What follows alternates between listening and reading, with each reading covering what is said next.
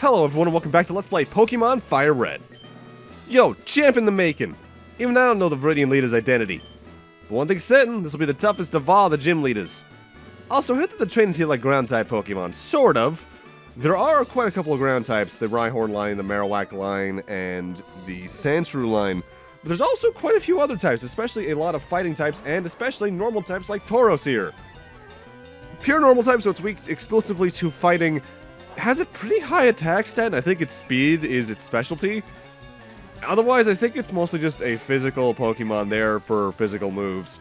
From what I recall hearing about the Gen 1 competitive metagame, this was arguably the best Pokemon.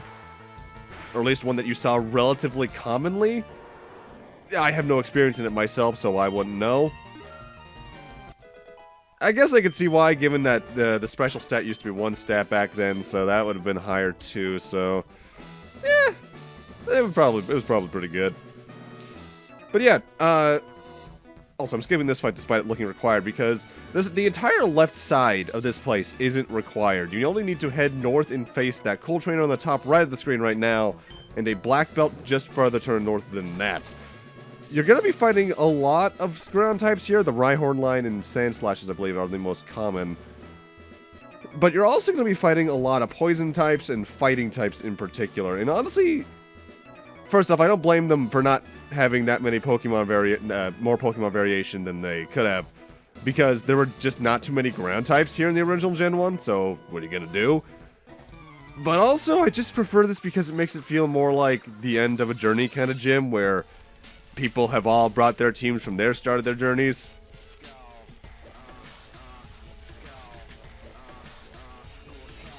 But that said, the gym itself isn't too hard. The biggest problem with it is just that I think it has the highest amount of trainers than any other gym, beyond maybe Celadon.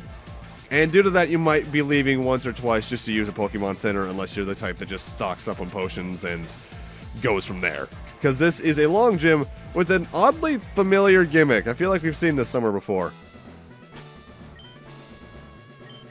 Also, as you can see, I'm doing my damn best to ensure that my team stays around an equal level. There's no real reason for that beyond one teammate just getting too much screen time behind the scenes, honestly. As well, it's the whole RPG thing with me where I like to have everyone roughly equal, though there's obviously going to be the cases where there's some people who are just far behind. Especially in games where levels don't matter as much. I'm looking at you, Final Fantasy VIII.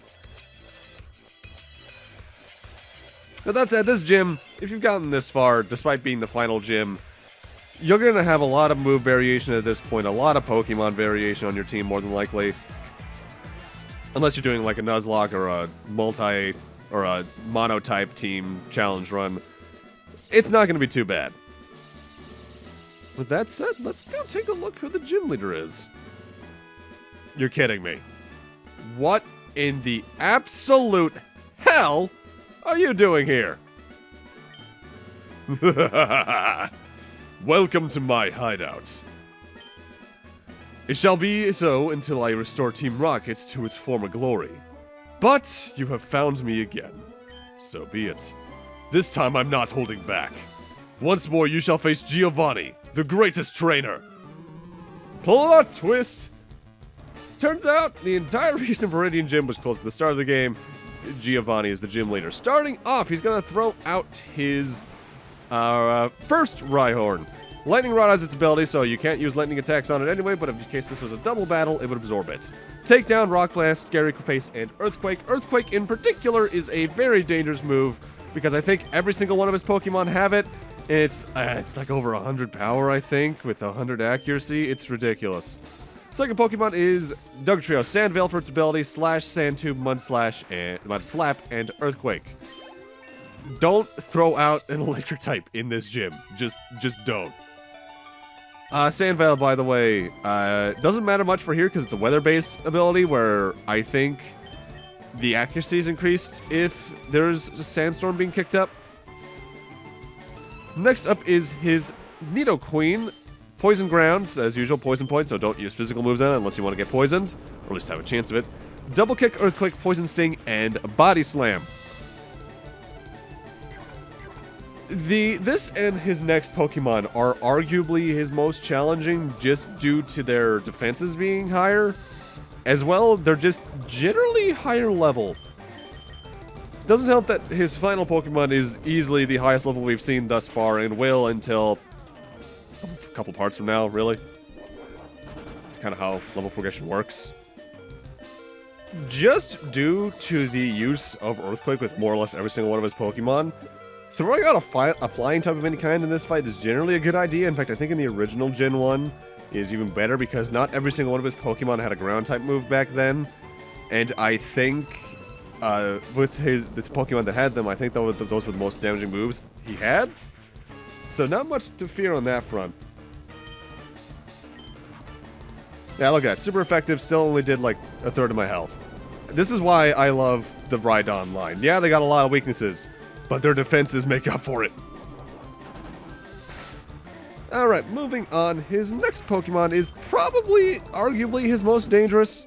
This is his Nido King.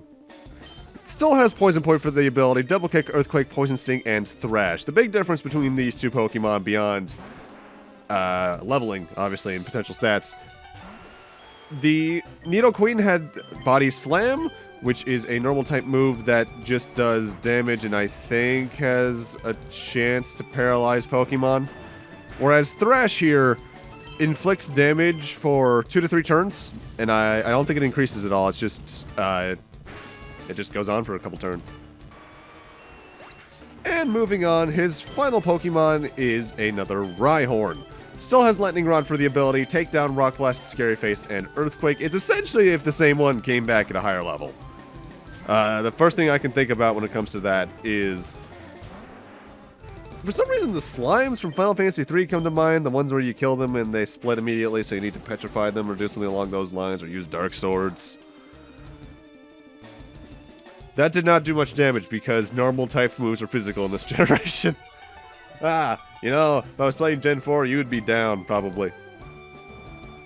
This is the hard thing for me about going back to anything prior to Gen 4, is just having to remember the more specific special and physical move types, as well as more in-depth what the defenses of any given Pokemon are, because it really limits my moveset at times. Because, yeah, Surf is a powerful special move, but if a Pokemon has high enough special defense, it might be better to go for the weaker Bite. Or Ghost-type move, if I had one. Ha! That was a truly intense fight. You have won! As proof, here is the Earth Badge.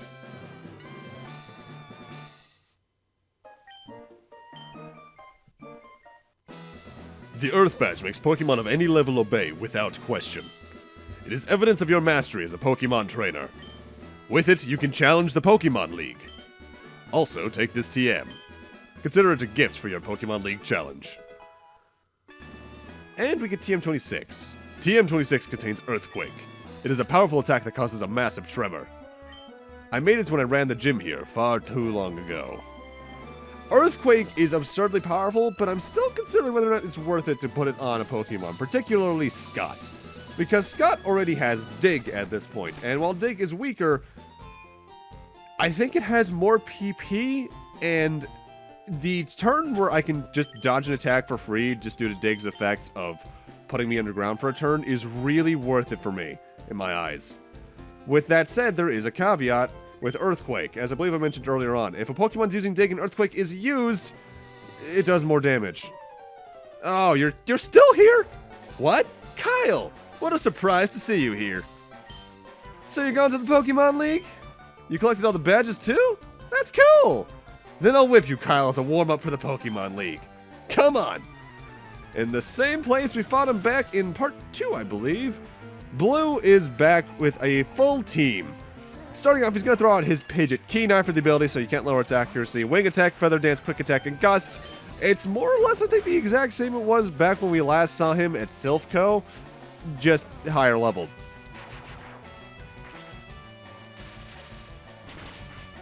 I do have to wonder why they kept the optional fight here on Route 22 in the beginning of the game beyond just remake-ness, because it doesn't really influence anything in this version from my memory. In Yellow it did, not so much here. And now he's copying me because his next Pokemon's a level 45 Rhyhorn. Lightning Rod for the ability Rock Blast, Takedown, Fury Attack, and Horn Drill. And you might recall me talking about Horn Drill on the way to Cinnabar. That is a one-hit KO move, so take out this Rhyhorn quickly, unless you want to accidentally have that thrown at your face. Ice-type moves, Water-type is going to be your best bet for that. Next up, he's going to throw out his Execute. Chlorophyll, so if it's sunny day out, it's going to have increased speed. Solar Beam, Poison Powder, Stun Spore, and Sleep Powder. Solar Beam is its only attacking move, which means you have a bit of a barrier to do damage to this thing, because Solar Beam takes 2 turns to come out. It's basically an inverse Hyper Beam. But otherwise, its big purpose is trying to put you to sleep or stun you in such a way where you can't take it out before its move comes out. Like so. I don't know why the hell I threw a Vaporeon. I think it's because I wanted to use Aurora Beam, but really, they're both terrible ideas, this and the Rhydon. I really should have just thrown out Blaze. Interestingly, though, in later generations, Solar Beam became a move I believe that Charizard could learn. I know you can learn it in Gen 8. And that leads to some interesting situations in Gigantamax fighting in particular. Next up, his next Pokemon should be his Growlithe, I think?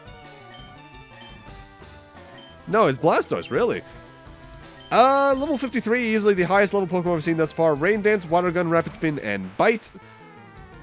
Good news is, if it uses Rain Dance, I have a guaranteed kill shot, because Thunder's 100% accurate in Rain.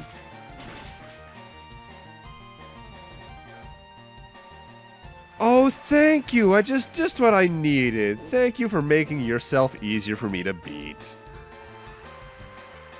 With that said, technically it does make sense why they're using Rain Dance, because it powers up water moves, and this thing has some powerful water moves. Just not going to get much of a chance to use them. Alright, I think next up is the Growlithe, finally. The Growlithe, level 45, Flame Wheel, Takedown, Leer, and Agility. Honestly, I can't tell at this point why he hasn't evolved it into an Arcanine beyond saving it for later, maybe. Because you got a decent moveset there, even though it's not to my taste, because I like to have all attack moves. But it's not a bad moveset. Flame Wheel, I think, was the only fire move added in Gen 2, and it's good. I use it all the way through Gen 2, usually on my Typhlosion, but having that and using it on a ground rock type, not your best choice, Blue. Honestly, the placement of this fight always confused me. I believe it's just supposed to serve as a level check, making sure you're ready for the end game of the main game. But even then, it felt a bit clumsily placed, like, really in the same place we fought earlier? Yeah, it can be like a bookend kind of thing, but feels kind of weird. With that, though, we're on to his final Pokemon, which is still his Alakazam. Synchronized, so don't use any status elements unless you want them thrown back at you, or you know you're immune to them. Psychic, Calm Mind, Future Sight, and Disable. If you just have a good physical Dark move, this fight's not going to be that bad.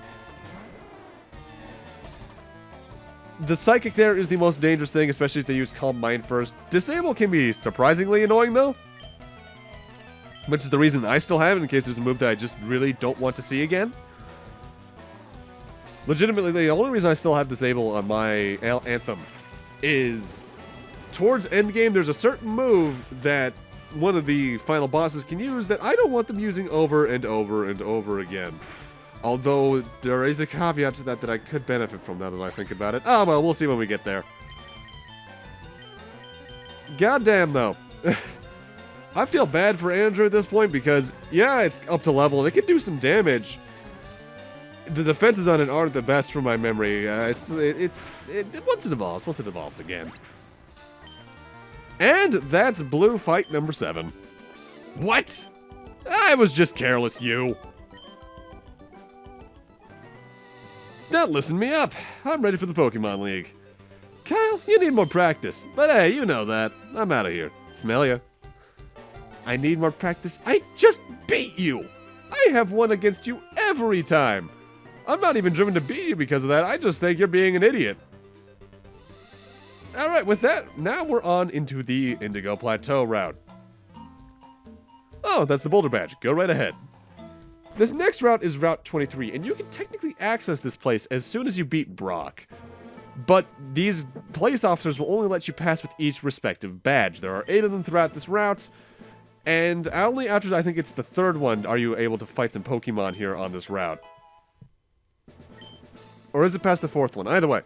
As for what you can find on this route, when you eventually find grass, you can find the entire Spearow line, Ekans line, Sandshrew line, and Mankey line. Surfing, this is like the one area in the game where you don't find tentacles. You'll find Psyduck or Slowpoke depending on your version. Fishing gives you more or less the usual, though I believe there's a higher chance of finding Poliwags here than anywhere else in the game. With the good and even Super Rod. Which, if you want to get a Poliwhirl or its 3rd evolution, that's a pretty decent water type to get. You're just a bit late in the game to start worrying about leveling a Pokemon in my eyes. Because, you probably find it higher than, like, level 25, which means it would evolve into Poliwhirl immediately. But I would recommend saving on evolving it to its 3rd stage with the Water Stone until early 40s, from my memory.